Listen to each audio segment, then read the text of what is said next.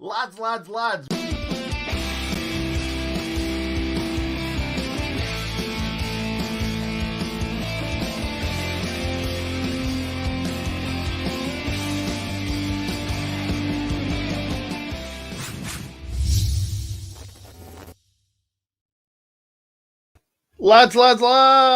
welcome to another Sheffield United preview on the channel.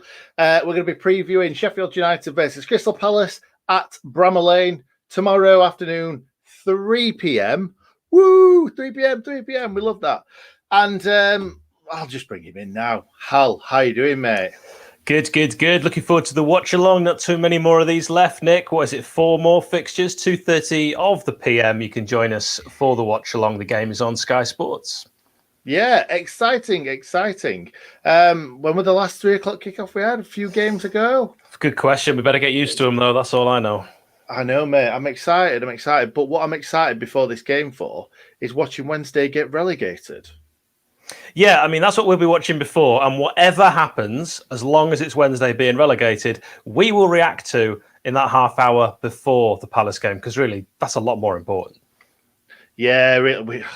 Does it really even matter about this game? The only thing I'm thinking about this game is that it's a chance to get 3 points and get ourselves into the 20s rather than being an embarrassing teens. It's not good, is it? It's not good.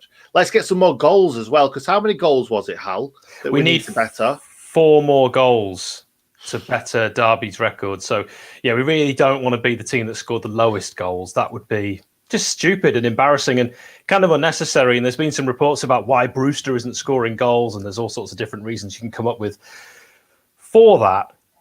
But let's be honest, he's just not getting the service. He's not getting the service, but he seems really unconfident as well everywhere. Like, kind of picking the ball up, he's just, I'm not confident in what he's about to do with the ball when he gets it.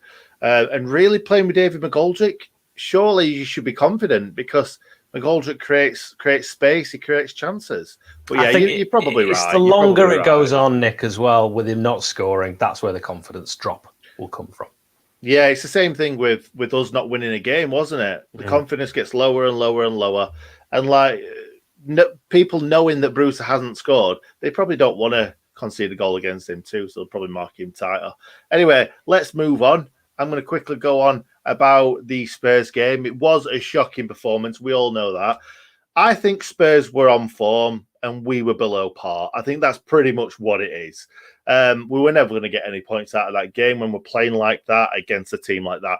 Even Spurs playing below par, we wouldn't have got any points out of that game because we don't have the players that Spurs have got. Anyway, we lost 4-0. It was a hammering, I would say, because really they had 2 goals disallowed from VAR. And I think 6-0 probably would have been about right. They really were all over us for most of the game anyway. I don't really want to talk about that for too much longer. So, Hal, last time out, let me know what happened. We won. Sheffield United won, Crystal Palace 0, 18th of August 2019. Our first Premier League game at Bramall Lane for 12 years, and a precious win thanks to John Lundstram. I know, he got an early second half goal. He smashed it in on 47 from 10 yards after Luke Freeman's shot was parried. We had 15 shots on goal in that game, Palace managing just 6, and really they never looked like scoring. No, definitely not. To be honest, mate. Oh, it's all right. There we go. We're back. We're back together. Back together at last. To be honest, in that game, mate, I was worried after that game because I felt like we put in such a shift. I'm thinking, can we do this? Can we maintain it? Yeah. And if we you were want to know throughout the our season. Team from that day, Henderson in goal, Basham, Egan, O'Connell, Baldock and Stevens. Then we had Lundstram, Norwood and Fleck, McGoldrick and Callum Robinson up front. So you'd say not a lot of firepower and goals still, really, in that team. But we managed a 1-0 win, and that's what we did last season, almost in the entirety of the season. We were very rarely on the attack. Absolutely, mate. Absolutely. Do you know what, though? You say that about... Yeah, there it is. You say that about Callum Robinson and Dave McGoldrick, but Dave McGoldrick's got our most goals this season, and Callum Robinson scored more than probably all our strikers put together. Against Chelsea. Yeah, exactly. Anyway, let's move on to team news. I'll make myself, I was going to say big, but I know Hal would have a little girly laugh about that. We're not all like you, Hal. So Jack O'Connell, he's been spoken about this week, and it sounds bad news to me. Really, really bad news, because we obviously saw him on that trampoline. There were the photo of that a while back, but then we've not seen a great deal recently, and I think we were all thinking the same thing. There must have been some sort of setback, and there was. His knee injury wasn't moving at the progressive rate that they thought it was going to. But I don't think it's the worst thing in the world, Jack O'Connell being out at this time, because we're relegated. We don't necessarily need him. We'd like to see him. But at the same time, if we do see him, one, we don't want to rush him back too quickly like Sander Berge. And two, we don't really want to put him in the shop window, because Jack O'Connell is someone that we'd like to keep. I think if Jack O'Connell would have been playing all this season and we would have got relegated, he'd have been the first one to go, because Jack O'Connell is a brilliant player.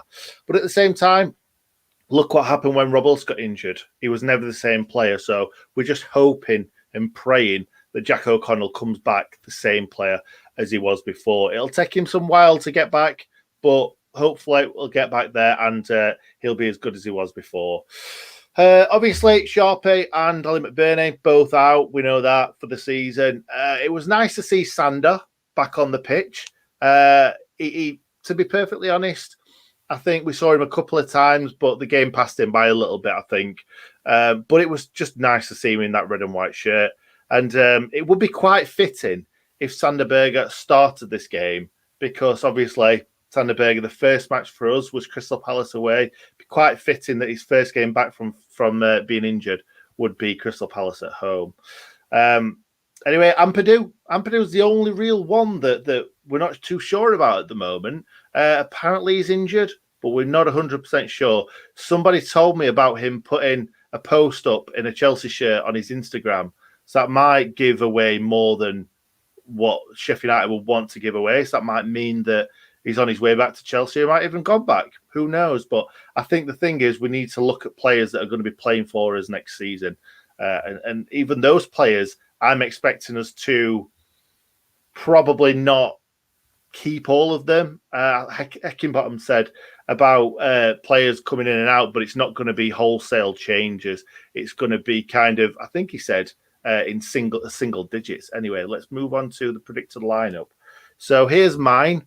I know I said that about Sander Berge and it being fitting for him to play in this game, but I don't want to see him in this game, more or less because I don't want him rushed back. I'd love to see him in this game, and if he's fit enough, that's great. But I can see him blow him after about half an hour. Anyway, I'll quickly run through it. You can see on screen Ramsdale in the goal, Baldock right centre back, Egan, Basham, Stevens, Bogle, Norwood defensive midfield, Osborne, Fleck, and then Bruce and McGoldrick up front. It's the same team. It's the same team as Spurs. I'd probably like to see Kean Bryan back in there instead of playing Baldock out of position, because really, other than I think pretty much that is our full strength team, all in the right positions. If Kean Bryan's playing in there at the moment. So that's it for me, Hal. Let's take that away and let you take it away. Opposition 11, Crystal Palace will be without the young defender Nathan Ferguson. Experienced Welsh goalkeeper Wayne Hennessy, he's definitely out, as is Connor Wickham. So no great loss with any three of those being out. But they are a few injury doubts, the likes of Mamadou Sakho, who is a good defender, James Tompkins, as well as the Scottish midfielder James McArthur. I think they'll play a 4-3-3, Palace, with Gaeta, who gifted us a goal at Selhurst Park last season, Joel Ward, Koyate, Gary Cahill, Mitchell, and Riedeveld, Milivojevic, Eze, Townsend, Benteke, and Zaha. By the way, don't forget you can support the club by still buying the match day programmes. Yes, you love bringing the programmes out, don't you, Hal? Yeah, they're a good read. I do enjoy them. Good. I've not read a programme in about 5 years, if I'm being completely honest. I apologise about that. You're an awful human. I know. It's just not my. It's reading, mate. Who wants to read? Yeah, I've seen you read. I've got to say that it's just one of the only ways you can support the club this season. So, I went with it, that and buying the shirts. Bought the shirt, mate. Yeah, me too. I'm not wearing it right now. I'm trying something different. I've worn the shirts for all these previews, and it feels like we've lost every single one. So I'm trying non-Sheffield United merch for this game, see if it makes any difference. Merch. I love the word merch. But let's. That's a nice little segue into score predictions. Do you think we're going to win this game? No, I think it's going to be a 0-0. No. I just think we don't score goals, and neither do Palace. No, you're probably right. You got 0-0 then. Yeah, I haven't predicted too many of these this season, although I did for the Brighton game as well. Brighton and Palace hate each other. It's only fitting, really, that we're playing them not too far away from each other next two home games. So I'll go with 0-0.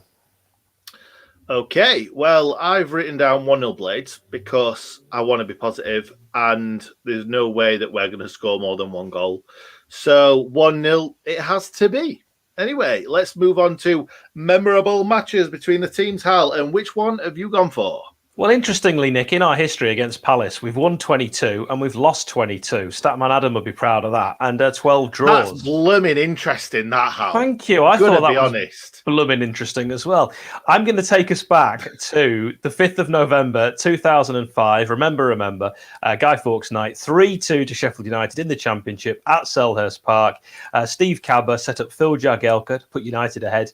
But Michael Hughes turned in Marco Reich's cross to level before Paul Eiffel made it 2-1 to the Blades. The match looked safe when former Eagle Neil Shipley headed home a disputed third on 56. I love a disputed third. And it was particularly salt in the wounds because Dougie Friedman got a late penalty for Palace, but it wasn't enough. In fact, Marco Reich's last gasp header was cleared off the line. The Blades had to work really hard for this. I was at this game. It was a brilliant match, and United were top of the league. Our team was Kenny, Bromby, Morgan, Unsworth, Geary, Jags, Eiffel, Alan Quinn, Monty, Shipley, and Cabba. On the bench, we had Little Alan Wright, Keith Gillespie, Super Danny Webber, Vincent Perricard, and for some reason, unused sub, Michael Tongue.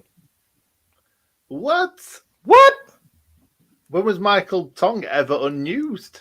Exactly. I do not understand that, but Tongue wasn't playing in that game for some reason. He must have been seriously injured. Yeah, but he was on the bench. So no, that's what I mean. Tungy, if you saw him only play for Leeds, Tungy was that good at Sheffield United that if he was in a really bad way, you'd put him on the bench and bring him on for 20 minutes. And if it was, absolutely walking wounded, you'd just leave him on the bench. But Tungy just always played. Yeah, he was quality, weren't he? Especially earlier on in his Sheffield United career. Left-hand side. Brilliant. Yes. Even though he wasn't quick, those dancing feet, in and out. Lovely. And he had a trick. He could beat someone. He didn't need the pace. Yeah, he was fantastic. Didn't need it, mate. Did not need it one little bit. What's quite funny as well, another segue is we're going to go into played for both. And 3 of these, I think, played in that match that you were just talking about. Yeah, I think you're right. In fact, I can tell you that one of them was on the bench for Palace. And I didn't mention him just then, but I know who you're talking about. So I'm going to ask Bobby in the background to assist me. And I'm going to go with your favourite striker of all time, Gareth Taylor. Why'd you have to ruin it and take... Look at that hair for Palace. I think look at the hair in both. His hair just goes all over the place when he runs, doesn't he? Yep, the Western-Supermare-born Welshman. That, obviously, the best Blades kit, apart from probably the Laces Laver shirt, would you say? Yeah, go on. Yeah, I think it's always when we've got good players playing in that shirt, it makes you like the shirt more. I'm not saying that's a bad shirt. I think it's a lovely shirt. But sleeves. Yeah, we were. He was a fan of the long sleeve, wasn't he, for both? And you could never buy a long sleeve. I would have always bought a long sleeve if you could. Yeah, I would as well. But saying that, every time I wear long sleeves these days, I always pull them up. So it'd be pointless. You've got the tats. I'm just going to throw it out there. Best Gareth Taylor goal, Nottingham Forest at home. Was that a volley? From 150 yards out, yeah. And it was a 1-0 win right at the last minute, I think. Time distorts your memory. only 150 yards out. You might be right. Might be 160, but it was. And I think it belter. might have been the 90 plus 7th minute. Actually. Something like that, and the cameraman missed it pretty much as well. Yeah, because he hit it that fast, didn't he? He hit it faster than the speed of video. Yeah, speed of Philip, the cameraman, 50-year-old man. Anyway, the reason why I segued you into picking somebody who played in that game, and you went for somebody that didn't. So anyway, they're all from that game from now on. So I'm gone for Mr. Steve Cabba. Cabba Dabba Doo. What a player he was. I'm not sure about Palace, though. He was obviously at Palace before us. I think he was probably the best in his career at Sheffield United. Scored some very, very important goals in that 2002-03 season against Leeds. Both against Leeds as well, weren't they, Hal? He got one in the cup against the FA Cup against Leeds. He scored in the league against Leeds a different season. In the League Cup against Leeds, it was Unlove and Jagielka. And of course, he played for Palace before us. He was on loan at Grimsby. We saw him play well under the lights at Bramall Lane for Grimsby whilst on loan, and we signed him on the basis of that. Why are you trying to mug me off here? You could have just said, yeah, mate, yeah, you bang on there.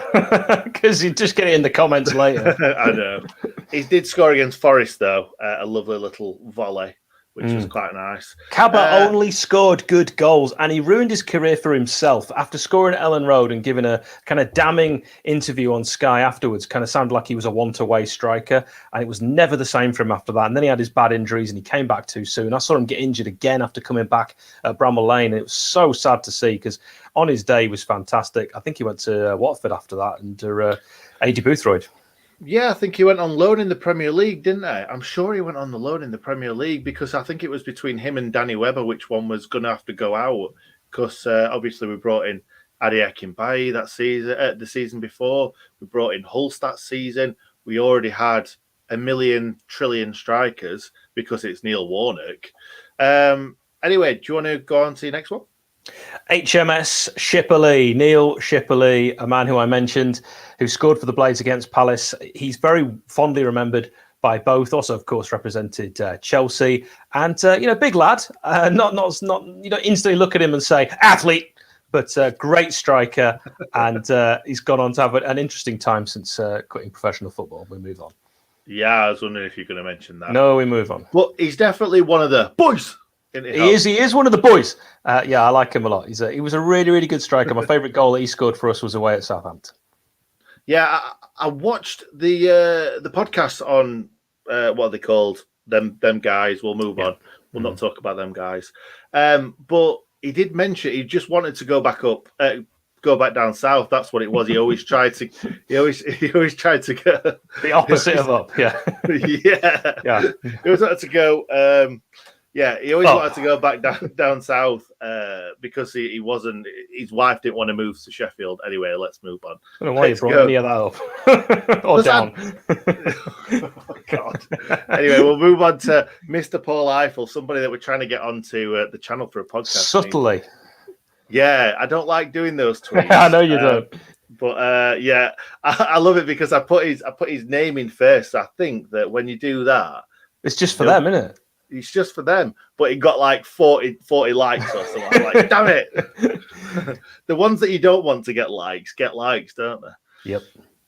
So yeah, Paul Eiffel, very, very good for us in that promotion season. The reason why Neil Warnock didn't play him in the Premier League is because his words, not Paul Eiffel's, that he was a luxury player. And Neil Warnock just wanted grafters in the Premier League because he obviously realised that we didn't have the players that other teams have. But then moved on after us and didn't really do a great deal for the rest of his career. I think he was best at Sheffield United and at Millwall. Yeah, he's Millwall. He's really fondly remembered at Millwall. There was another player that was on the bench for Palace in that game, which was Mikael Legs of Wood. Mikael Lidget Wood, who I always thought was a player that flattered to deceive. Rubbish. All right, I was going to be slightly kind. He scored a worldie away at Arsenal in 06-07, which was disallowed. But had it been given, there was nothing wrong with it. Would have been one of, I think, fair in saying, one of the goals of football since football was created. Yeah, one of the goals of the world. Yeah, one of the goals of the world. It was about 170 yards out. And Gareth Taylor was like, disallow that. In the 90 plus 12th minute. Well, we were 3-0 down, so it wouldn't have made a great deal of difference. But I do remember that. And decent goal, not a great player. I remember that game because we were 0-0 for about 65 minutes. And then doing well. Thierry Henry went to town on us. Finally, we'll move on from player connections and move on to manager connections. I've got 3. I don't know why I did it like that. That were a bit weird. But I've got 3. Dave Bassett, first of all. I'm going in chronological order. I'll keep you up, Hal. I was going to just go to myself, but I'll keep you up for this. Thanks. Dave Bassett, first of all. He was obviously Blades legend, absolute legend. He was at Palace between 96 and 97. And he did a really good job for Palace. He got them to 3rd in the 2nd division, lost in the playoff final, though, unfortunately. And the season after went to Forest. So if there's any Palace fans in the chat right now or want to comment afterwards, is he fondly remembered at Crystal Palace? Because to me, that sounds like he should be, but maybe not. Maybe he did a run out and you weren't very happy about it. Second of all, we've got Steve Bruce in 2001, managed Palace for 3 months. Obviously, he started his career at Sheffield United in management. He finished his career as a footballer, started as a manager at Sheffield United, did it all right for us, I think. And then he went to Palace. He went to a couple of the clubs, then went to Palace for 3 months. He resigned because he wanted to go back to Birmingham because he was playing his football there and he obviously liked it. So I'm guessing he wasn't fondly remembered at Palace. But finally, Neil Wazza Warnock. He managed the club straight after he left Sheffield United, under a bit of a cloud, I would say. And he managed Palace between 2007 and 2010. But he left when they were placed in administration after they were handed that 10-point deduction. And he claimed that he didn't have the fight to save the club. It's not like Neil Warnock, is it? No. He's a man who's a fighter and a great motivator. You'd said he'd always wanted to manage in London while he was still with United. And it was no surprise that he turned up at Crystal Palace for me. It's just a shame he kind of took so many former Blades with him. Yeah. Who did he take with him now? Well, eventually he ended up having quite a few Blades play. Don't put me on the spot. You talking about Leeds here because he must have. Well, he did it at Leeds and he did it at Palace. You know, he often used to take. And QPR used to have 1 or 2 that were players that had played for us, and you just think, find some others. Yeah, another one that we've not mentioned. I think Calamity Claude played for Palace, didn't they? Claude Davis, and we've got some great stories about Claude Davis coming up on an upcoming podcast. I won't give away too much at this stage, but keep an eye on the channel. Also, do hit like, help beat the algorithm, or as we call it on this channel, the algorithm, and beat the robot. You don't want to lose to a robot. Hit like, and that'll really help us out. Also, I just want to take a moment to mention that we're on TikTok. If that's your sort of thing, do get on that. I can't take that seriously. It is serious, on it, but I can't take it seriously. TikTok, right. We're on TikTok. And one final one, which is serious, is rest in peace, Steve Conroy, the former goalkeeper for Sheffield United, and he died far too young. We've done a tribute on our Twitter. So thinking of him and his family, of course, very, very difficult time, and a wonderful keeper for Sheffield United, Steve Conroy, remembered fondly. Absolutely. Thank you for that, Hal. Really appreciate it. Like Hal said, just make sure you like and subscribe, and we will see you tomorrow for the watch along. See you later.